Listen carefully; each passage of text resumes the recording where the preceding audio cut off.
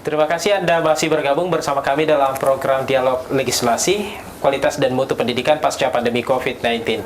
Saya ingin ke Ibu Yeni terlebih dahulu. Ibu Yeni, kalau Anda melihat kualitas pendidikan kita di Kota Makassar, khususnya di level SD dan SMP pasca pandemi ini seperti apa Anda melihat? Kemarin kan kita sempat beradaptasi dengan proses belajar mengajar secara daring karena pandemi. Anda melihatnya apakah menurun atau justru meningkat? Ya pasti saja proses pembelajaran kita ini kan transisi ya, transisi antara online dengan offline. Dan dari pandemi kemarin kan kita bisa melihat bagaimana ketika proses pembelajaran secara online ternyata terbentuk karakter anak yang kurang jujur. Walaupun tidak semua ya, ketidakjujurannya itu dimatikan semua kameranya. Tidur-tidur sambil belajar. Nah, ini berarti anak-anak kita belum mengerti betapa pentingnya itu pendidikan. Nah, jadi ini yang pertama. Terus yang kedua tentu saja dengan adanya digital itu ya, anak-anak HP juga ini sangat sangat mengurangi ketertarikan anak-anak untuk mencari sesuatu yang baru. Gitu.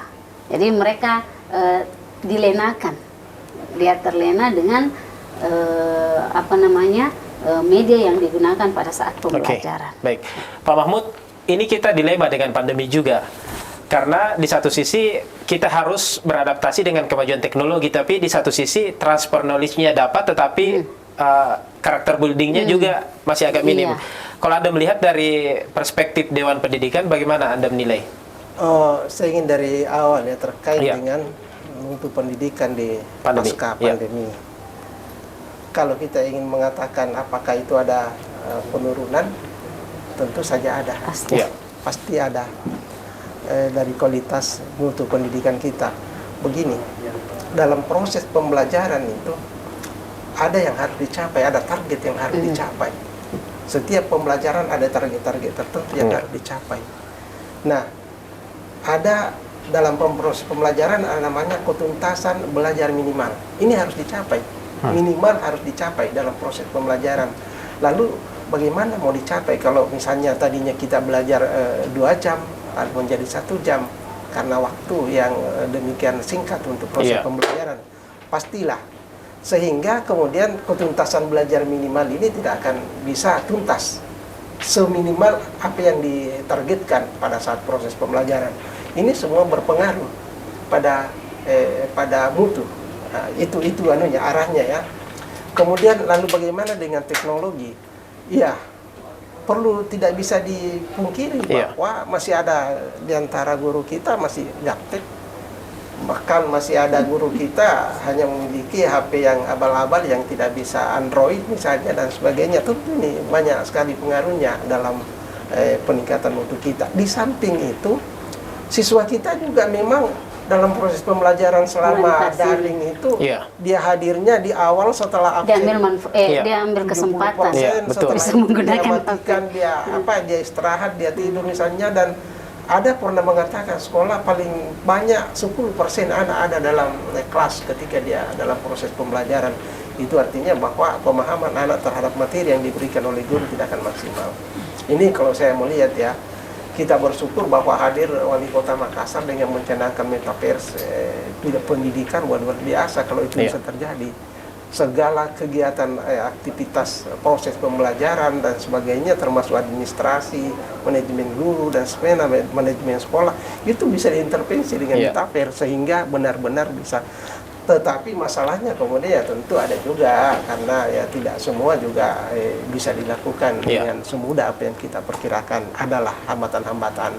Tapi saya kira ini satu terobosan, satu langkah kalau itu bisa hadir di Makassar sebagai kota pertama yang melaksanakan itu. Bu Yeni, pertanyaannya sama dengan Pak Mahmud tadi. Kalau teknologi itu tidak bisa dipungkiri, tetapi transfer knowledge-nya dapat, tetapi karakter building-nya belum tentu dapat. Kalau Anda melihat dari perspektif anggota Dewan mewakili rakyat, seperti apa Anda melihat? Ada yang merasakan ini? Jadi sebenarnya teknologi, kemajuan teknologi juga kita tidak mungkin lari ya dari situ. Tetapi bagaimana kita bisa memanfaatkan teknologi itu dengan sangat baik seperti itu. Jadi memang harus ada pendampingan dari orang tua ketika anak-anak menggunakan teknologi tersebut. Jadi memang sebenarnya dalam era pendidikan kita sekarang mungkin agak beda sama yang lalu.